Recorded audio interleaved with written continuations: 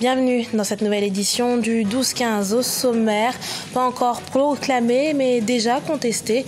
Au Mali, les résultats de l'élection présidentielle sont réfutés par 17 candidats qui dénoncent des irrégularités dans le processus électoral. La coopération et le renforcement des relations bilatérales pour le développement de l'Afrique, c'est ce qui est ressorti des discussions du 10e sommet des BRICS. Des recommandations qui vont dans le sens de l'Ubuntu, promues par des économistes et autres experts. Et puis au Sénégal, le phénomène de noyade prend une ampleur inquiétante. 40 décès ont été recensés en 2 mois. Les autorités veulent mettre fin à cette situation en interdisant la privatisation des plages. Mais tout d'abord, le président zimbabwéen Emmerson Mnangagwa appelle ce jeudi à la paix à la suite des heurts entre des manifestants et la police à Harare. Mercredi, la répression de l'armée contre des manifestants qui dénonçaient des fraudes électorales après la proclamation des résultats des législatives a fait 3 morts. Le président et candidat de la ZANU-PF a également réclamé une enquête indépendante. Même si ce jeudi, le calme est revenu dans la capitale, la tension est encore palpable dans l'attente des résultats de la présidentielle. Si au Mali, les résultats de l'élection ne sont pas encore connus, l'opposition rejette déjà les résultats. Un groupement de 17 candidats dénonce en effet des irrégularités qui auraient été commises non seulement dans le déroulement du scrutin, mais aussi dans la centralisation des résultats. On fait le point avec Mokhtar Bari, notre correspondant à Bamako. 17 candidats sur les 24 à l'élection présidentielle du 29 juillet 2018 devant la presse ce mercredi 1er août 2018. Ils ont dans une déclaration affiché leur refus de reconnaître les résultats du vote de ce dimanche. Comme grief, le retrait massif de cartes d'électeurs par des personnes non titulaires et non habilitées, corruption et achat du vote des électeurs à ciel ouvert, bourrage d'urnes et attribution de résultats fantaisistes à des candidats. Constatant par ailleurs que l'élection n'a pu se tenir dans de nombreuses localités encore imprécises en termes d'électeurs et de communes concernées, demandons instamment une évaluation de la mise en œuvre des mesures annoncées lors de la rencontre entre les candidats et le Premier ministre le 28 juillet 2018, la publication de tous les résultats bureau de vote par bureau de vote. Outre les irrégularités évoquées, il dénonce également la partialité de la Cour constitutionnelle et des membres du gouvernement. Ils appellent les observateurs nationaux et internationaux à examiner leurs plaintes. Promenez-vous à Bamako. Voyez les affiches. Qu'est-ce que vous y voyez? Chaque ministre est allé du sien. Chaque ministre a fait des affiches où il se présente lui-même et il présente le président de la République. Le gouvernement a cessé d'être neutre. Le gouvernement est dans la campagne. En rappel, des actes de violence ont perturbé le premier tour de l'élection présidentielle dimanche dans quelques bureaux de vote du pays, selon le gouvernement. Après avoir passé plus de 10 ans en prison à l'étranger, l'ancien vice-président Jean-Pierre Bemba est de retour à Kinshasa. Dans les rues de la capitale congolaise, des milliers de personnes qui l'attendaient ont dû faire face aux forces de l'ordre qui tentaient de les disperser. Une situation électrique dans laquelle le sénateur n'a pas pu rejoindre sa résidence familiale. Retour sur cette journée dans ce sujet de Jacques Mboka, notre correspondant à Kinshasa. Jean-Pierre Bemba est rentré ce mardi 1er août à Kinshasa. C'est à bord d'un jet privé que le président du mouvement de libération du Congo, accompagné de sa famille, a atterri à l'aéroport international de Ndjili. Une importante foule est venue l'accueillir, d'autres amassés sur les artères pour voir le sénateur qui a quitté le pays il y a plus de 10 ans. C'est un très grand jour pour le Congo, un très grand jour pour toutes les personnes éprises de paix et de justice par rapport à l'arrivée du sénateur Jean-Pierre Bemba au pays. Le président du mouvement de libération du Congo était censé être escorté pour des raisons de sécurité à une vitesse minimale de 40 km/h. Il a été empêché de rejoindre, accompagné de ses militants, la résidence familiale située dans la commune de la Gombe. Écoutez, en ce qui concerne la résidence, ce n'est pas la police. Moi, j'ai transmis le message que j'ai reçu de la hiérarchie de la police. commissaire général qui est le chef de la police qui m'a instruit.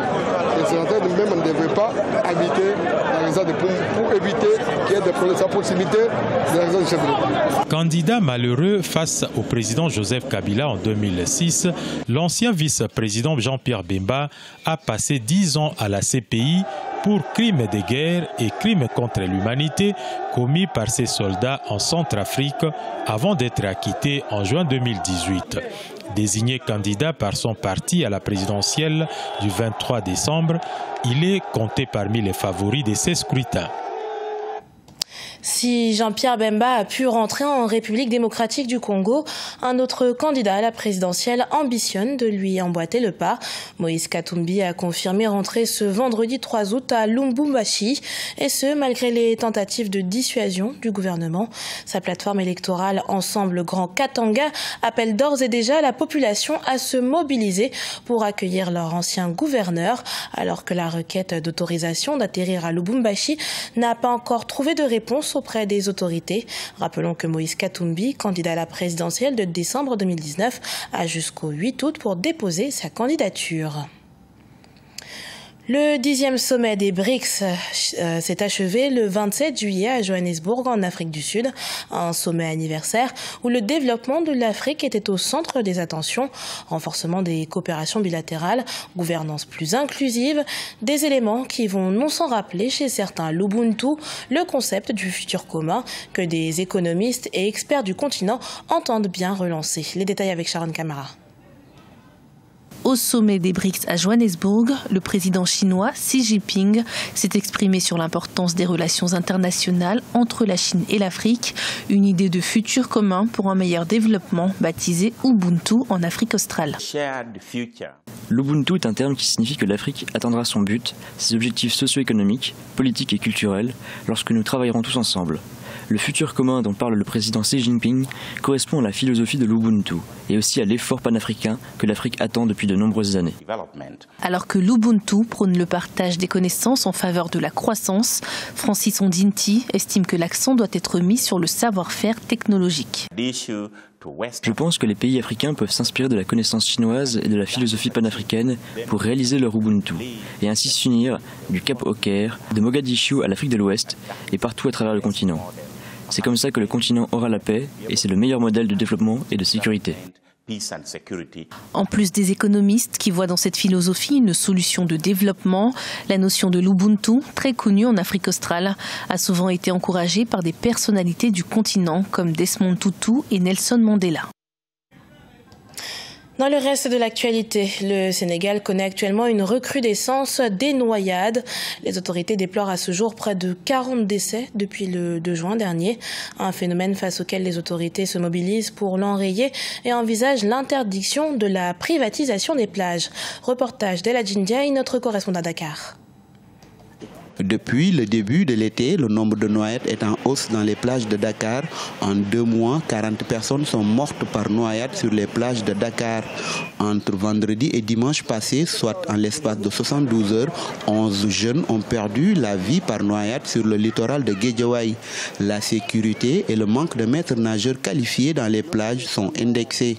C'est à cause du manque d'effectifs. Ici à BCAO, il y a des maîtres nageurs, il y a la sécurité. Donc, mais les autres plages qui n'ont pas de maître nageur, qui est accès à tout le monde, là-bas on doit faire une sensibilisation. Une situation qui n'est pas nouvelle dans la banlieue puisque l'année dernière, en 2017, le pays a enregistré plus de 300 cas de décès de noyades. Pour certains, toutes les plages de Dakar sont privatisées. Cette situation fait que les jeunes fréquentent les plages interdites. Les gens n'ont pas les moyens de se payer une baignade, donc ils préfèrent les plages interdites, ignorant les dangers. L'idéal, c'est qu'on revoie la gestion des plages. Je crois que ce qui manque réellement dans ce pays aujourd'hui sur la question des plages, c'est de sécuriser les plages.